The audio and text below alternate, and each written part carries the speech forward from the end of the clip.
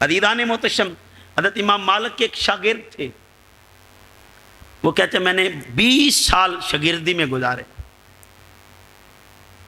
20 سال امام مالک کی شاگردی میں گزارے، اور آپ اپنے آخری حصے میں، عمر کے آخری حصے میں یہ بات کر رہے ہیں اور بڑے درد کے ساتھ کہہ رہے ہیں۔ کہتے ہیں مجھے حضرت امام مالک نے 18 سال صرف ادب پڑھایا اور 2 سال علم پڑھایا، 2 سال صرف علم پڑھایا، اور اپنی آخری ایام میں رو رہے ہیں کاش کہ آج امام مالک جو 2 سال مجھے ادب علم میں گزارے ہیں یہ بھی ادب میں گزار دیتے تو اچھا ہوتا، میں یہ 2 سال بھی علم نہ پڑھتا، بس ادب ہی پڑھاتے رہتے۔ تو ادب پہلا کرینہ ہے محبت کے کرینوں، کہیں ایسا نہ ہو ہم بے ادب ہو جائیں اور بے ادبی ہو جائے اور اعمال حقارت ہو جائیں، ضائع ہو جائیں، ڈسٹرائے ہو جائیں، زائل ہو جائیں، اور اللہ ان کو ختم ہی کر دے، نام و نشان ہی مٹا دے۔ عزیزان محتشم ذہن نشین کر لیں، اس کا شان نزول دیکھیے، اور اس کی شان نزول کو دوستان گرامی قدر حضرت امام بخاری نے اور امام ترمذی نے، امام بزار نے، امام احمد بن حنبل نے، حافظ ابن کثیر نے، بہت سارے محدثین نے نقل کیا ہے۔ اور حضرت ابن ابی ملیکہ آپ روایت کرتے ہیں قاد الخیران ان یالک ابو بکر و عمر لما قادم علی النبی صلی اللہ علیہ وآلہ وسلم وفد بنی تمیم اشارہ احدہما بالاقرع بن حابس التمیمی الحنزلی اخی بن مجاشع واشار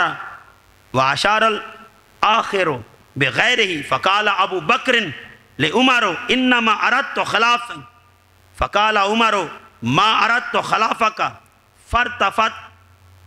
اصواتهما عند النبی صلی اللہ علیہ وآلہ وسلم فنزلت یا ایھا الذین آمنوا لا ترفعوا اصواتکم فوق صوت النبی۔ حضرت ابن ابی ملیکہ آپ روایت کرتے ہیں 2 عظیم ہستیاں ہلاک ہو جاتی، برباد ہو جاتی، ابو بکر اور حضرت عمر رضی اللہ تعالیٰ عنہ۔ اور آپ فرماتے ہیں کہ ایک بنو تمیم سے ایک وفد آیا حضور کی بارگاہ میں، حاضر ہوا، ان میں سے ایک نے اقرع بن حابس یعنی حضرت صدیق اکبر رضی اللہ تعالیٰ عنہ، اقرع بن حابس التمیمی الحنزلی کی طرف اشارہ کیا جو بنی مجاشع کا بھائی تھا، اور دوسرے نے کسی اور کی طرف اشارہ کیا۔ تو یہ جو اشارے تھے اس میں آواز بلند ہو گئی، آواز نے طول پکڑ لیا۔ حضرت ابو بکر نے کہا اے عمر تو نے میری مخالفت کی ہے، تو حضرت عمر کہتے ہیں میں نے تو مخالفت نہیں کی، تو آواز اونچی ہو گئی۔ تو آواز کا اونچا ہو جانا، اللہ نے کہا نہ میرے محبوب کی بارگاہ میں بیٹھے ہو تو سراپائے ادب بن کے بیٹھا کرو، سراپائے ادب بن کے بیٹھا کرو۔ یہ آیت نازل کی یا ایھا الذین آمنوا لا ترفعوا اصواتکم فوق صوت النبی۔ تو دوستان گرامی قدر حال دیکھیے، راوی کہتے ہیں کہ اس کے بعد حضرت عمر کی آواز اتنی پست ہو گئی، اتنی پست ہو گئی کہ ساتھ والے کو بھی نہ سنائی دیتی۔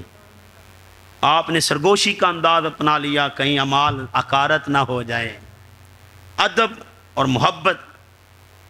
دوستان گرامی قدر ذہن نشین کر لیں، ادب کا یہ حال ہو گیا کہ سرگوشی کی طرح بات کرتے، پھر کہنا پڑتا عمر ذرا بات تو دہرائیے، سمجھ نہیں آئی، یہ انداز ہو گیا۔ اور حضرت صدیق اکبر رضی اللہ تعالیٰ عنہ دوستان گرامی قدر آپ نے جب یہ آیت نازل ہوئی، اس کو امام بزار نے اور امام احمد بن حنبل نے نقل کیا ہے، جب یہ آیت نازل ہوئی تو حضرت صدیق اکبر رضی اللہ تعالیٰ عنہ عرض کرتے آقا کی بارگاہ میں، عرض کرتے خدا کی قسم آئندہ آپ سے اسی طرح عرض و معروض کروں گا، اپنی گزارش پیش کروں گا جیسے چھپ کر باتیں کی جاتی، آج کے بعد اپنی آواز کو اتنا بلند نہیں کروں گا، اس طرح ہی کروں گا جیسے چھپ کر کوئی چپ کے سرگوشی کرتا ہو۔